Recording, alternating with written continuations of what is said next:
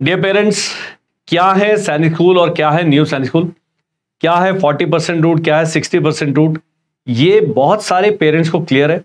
जो इतना लंबा चौड़ा 88 पेजेस का जो नोटिफिकेशन है या जिसको प्रोस्पेक्टस कहा जाता है, उसको पढ़ने के बाद भी बहुत सारे पेरेंट्स के दिमाग में संशय रहता है। कारण ये इंग्लिश में, बहुत सारे लोग हैं जो इतना इंग्लिश का इतना सारा डेटा इंटरप्रेट नहीं कर पाते। कुछ लोग हैं मेरे से कम 3 गुना पढ़े लिखे हैं, वो लोग कर चुके होंगे, वो इस वीडियो को नहीं भी देखेंगे चलेगा। लेकिन बाकी जो आमजन है मेरी तरह बेचारे, आप इस वीडियो को देख लें, इससे कुछ ना कुछ क्लैरिटी मिल जाएगा। होता क्या है जी, देश में हैं 33 सैनिक स्कूल्स, इनका इतना हुआ है। मेरे से सवाल कैसे पूछते हैं लोग, हमारा बच्चा सैनिक स्कूल चला गया, क्या वो अफसर बन के ही निकलेगा? मैंने कहा नहीं नहीं नहीं नहीं नहीं नहीं, इतना क्लियर हो गया। ये सैनिक स्कूल से बच्चा जाएगा नेशनल डिफेंस एकेडमी, और अगर एनडीए में नहीं निकलेगा तो वो जाएगा ओटीए या आईएमए या इसके इक्विवेलेंट एकेडमी। और कुछ लोग हैं सारा यहां पर ग्रेजुएशन उसने प्राइवेट किया है, मतलब अपने आप किया, 12वीं के बाद केवल एनडीए और नेवल एकेडमी जा सकता है। तो सैनिक स्कूल जो मेनली तैयार करते हैं बच्चे को, एनडीए और नेवल एकेडमी का जो एग्जाम होता है यूपीएससी के द्वारा, उसके लिए तैयारी करते हैं। सैनिक स्कूल में 10,000 तरीके का रिजर्वेशन है। एनडीए के एग्जाम में किसी भी प्रकार का कोई रिजर्वेशन नहीं है, यह भी ध्यान रखना आपने, सेनाओं में नहीं है। और यदि नहीं निकलते हैं भाई साहब या मैडम, तो फिर वो ग्रेजुएशन करके इनको एडवांटेज क्या मिलता है? इनको एडवांटेज मिलता है सख्त लाइफ का और डिसिप्लिन का। और जिस प्रकार की लाइफ है जीते हैं, ये जब एसएसबी इंटरव्यू के लिए जाते हैं तो एसएसबी में अगर 100 गुण चाहते हैं तो 99 तो इन भाई लोगों में होते ही हैं। मेरे में नहीं थे, मैं तो ढीला ढाला था। लेकिन जो सैनिक स्कूल से बच्चा आ रहा है, उसे टाई लगाने आते हैं, सीधा चलना आता है, फिजिकली फिट है, सब कुछ कर रहा हो, तो फौज के लिए तैयार कर रहे हैं इतने साल से स्कूल, ये एडवांटेज है। तो इसके लिए देश में 33, जैसे आपकी भाषा में कहते हैं सरकारी सैनिक स्कूल, या हम कहते हैं ओल्ड सैनिक स्कूल हैं। ये जब नोटिफिकेशन आप पढ़ेंगे, इसके नोटिफिकेशन के आने तक, अभी पिछले वाले का ई काउंसलिंग खत्म हुआ है 18 अक्टूबर को, उसमें थे जी हमारे पास 58 न्यू सैनिक स्कूल। अब ये जो नोटिफिकेशन है इसमें 69, और जब तक एग्जाम होगा अगले साल ई काउंसलिंग स्टार्ट होगा, ये 75 से 80 भी हो सकते। बहुत अच्छा है ये सिस्टम, क्योंकि इसमें एनएसएस और एसएस में अंतर है काफी, वो हम इस वीडियो में चर्चा करें।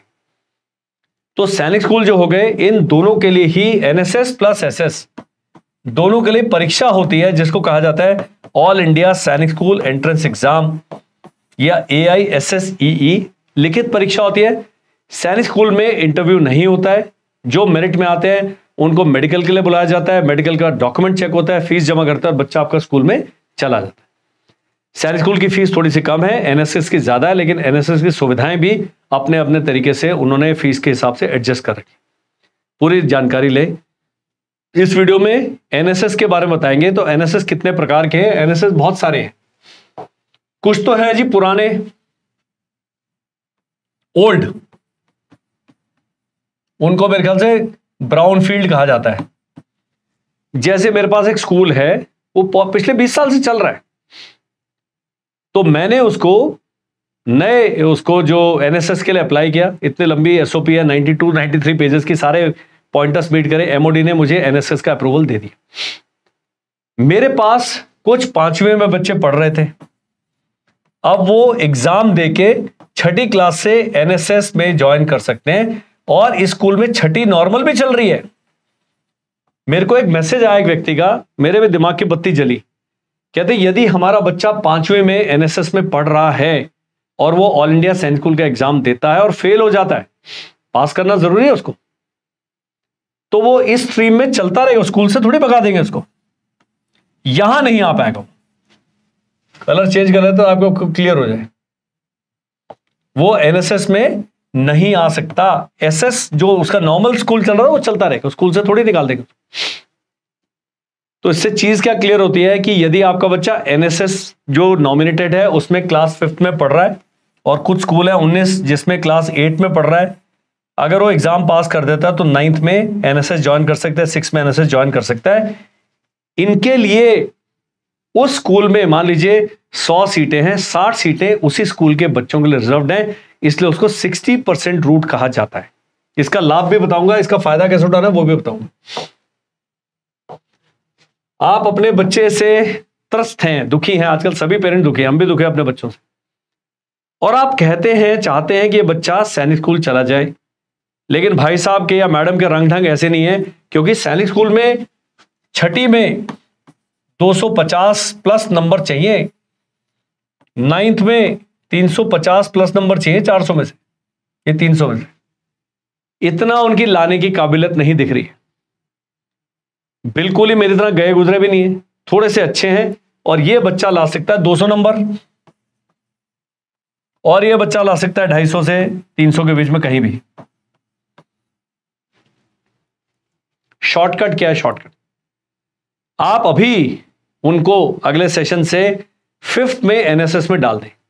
उसका लाभ बताऊंगा क्या है। फीस आपको एक्स्ट्रा देनी पड़ेगी 1 साल, लेकिन उसका लाभ क्या है कि यदि आपने क्लास 5th में एनएसएस बच्चे को डाल दिया और ऑल इंडिया सैनिक स्कूल का एंट्रेंस एग्जाम उसको देना पड़ेगा,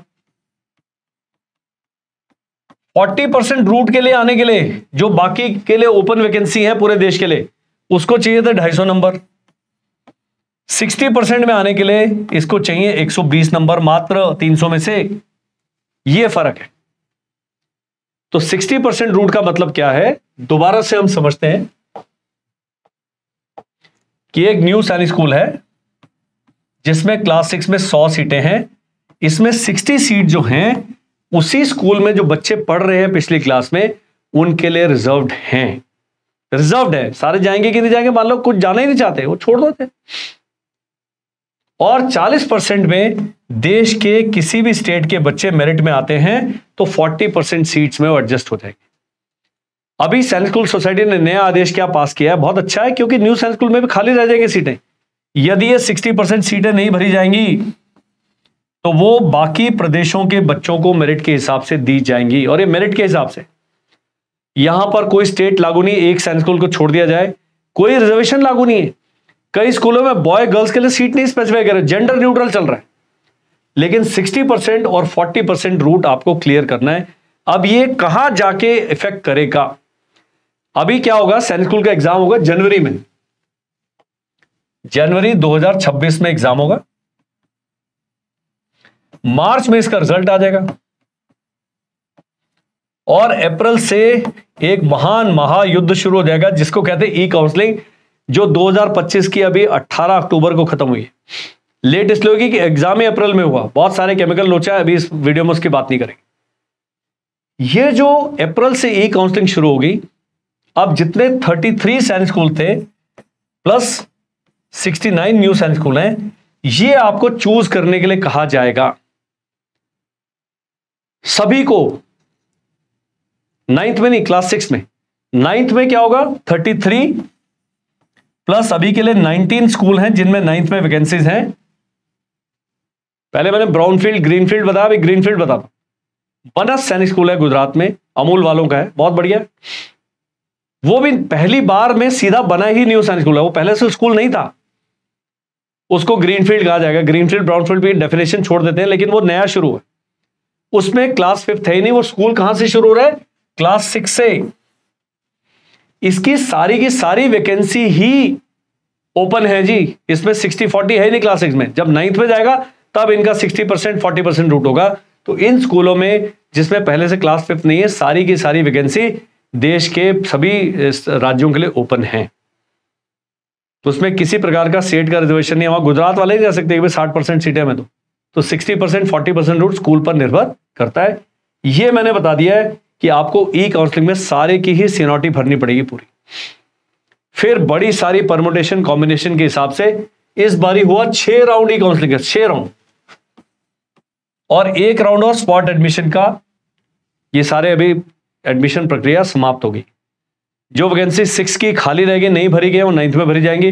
जो 9th की तो खैर कोई खाली रही नहीं है, सारी भरी गई। तो ये जानना आपके लिए जरूरी है कि 60% रूट क्या है और 40% रूट क्या है। अभी मैंने बताया कि जो सैनिक स्कूल है, ग्रीनफील्ड और ब्राउनफील्ड, 2 कॉन्सेप्ट है कि नए बने और पुराने हैं।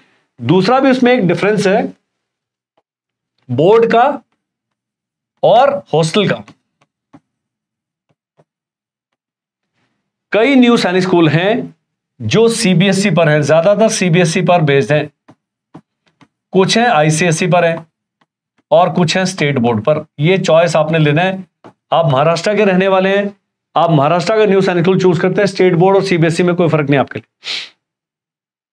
लेकिन आप गुजरात के रहने वाले हैं, आप टिम्बकटू जाके कोई सैनिक स्कूल चूज करें, तमिलनाडु या इधर उधर, तो सीबीएसई वाला चुनना ठीक है, ताकि बच्चे को बहुत ज्यादा शिफ्ट नहीं करना पड़ेगा। एक मैडम है, एक बच्चे की माता जी, उनसे मेरी बातचीत हुई, उनका बच्चा कोडागू में जा रहा है। उन्होंने कहा कि सर जो लोकल लैंग्वेज है, जो वहां की स्थानीय भाषा है, वो भी करिकुलम का हिस्सा है, वहां पढ़ेगा और बहुत अच्छा है। भाषा से जो लोग डरते हैं वो नहीं जानते कि अगर आप 3 भाषाएं एक्स्ट्रा जानते हैं, आपके कम से कम 3-4 करोड़ दोस्त ज्यादा बन जाएंगे केवल भाषा जानने से।